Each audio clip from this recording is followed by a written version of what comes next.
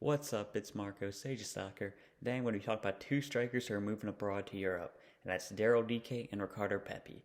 I've already talked about Ricardo Pepi moving a bit. He's not going to Wolfsburg though, after all. He's going to Augsburg, so I'll adjust that a little bit. But first, I want to get into Daryl Dike and his move to West Brom. And man, I really like this move. I initially thought that it was going to be a loan. I feel like a lot of people did, but it's actually just a straight up permanent signing, and I like that even more because even if he stays in the championship, that's still a very good level.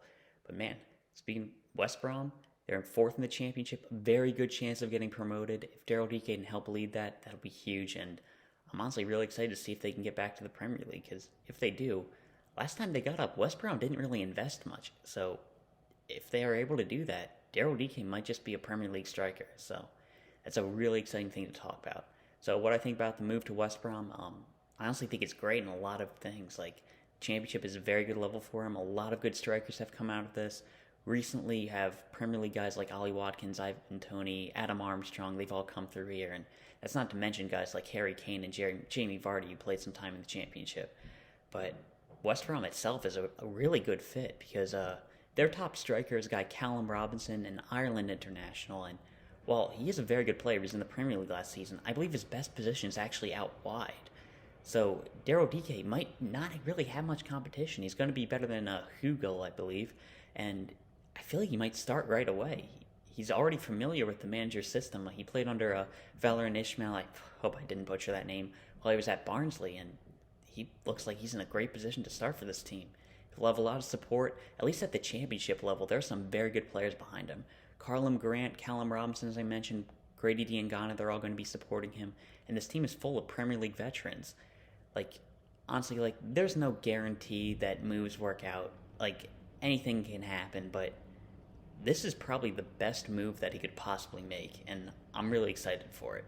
In terms of his development, I feel like he'll increase his level of play just by training every week with just Premier League level players. I mean, it is an upgrade just on what he's going to be seeing every week, and playing against good, really strong defenders, it's going to help him develop a lot technically because we got some strong defenders in the championship. I was going through some teams. You got like guys like Scott Dan, guys like Gary Cahill. They're really going to challenge DK, and I'm excited to see how he can grow in it. And again, as I mentioned, it's not guaranteed that moves will work out, but this is the best possible move that he could make, and I'm really excited for him. Now, with Ricardo Pepi, man, it's kind of tough to get into. I already said how I supported him moving to Wolfsburg, even though I didn't think the circumstances were that great, but it's an even better fit at Augsburg. Less competition up front, and a manager that I trust more, to be honest. I think there will be some added pressure due to his price tag and Augsburg's new investor and his controversy. Ricardo Pepi is the record signing for Augsburg at the moment, and their new investor is, I'm not going to get into Bundesliga politics, but controversial to say the least. And something to keep in mind is with this new investor, like Ricardo Pepi's their record signing for like an 18-year-old striker in a winter window. I don't think they're done spending. So at the moment, I feel like he'll get a lot of playing time. But in the future, the near future, that could change. So it's worth monitoring. But with the amount of money that they're spending on Pepi, I have a good feeling that they're going to be playing him. And a good feeling that he'll be in the team a lot. And they'll need him because Augsburg are currently just above the relegation zone.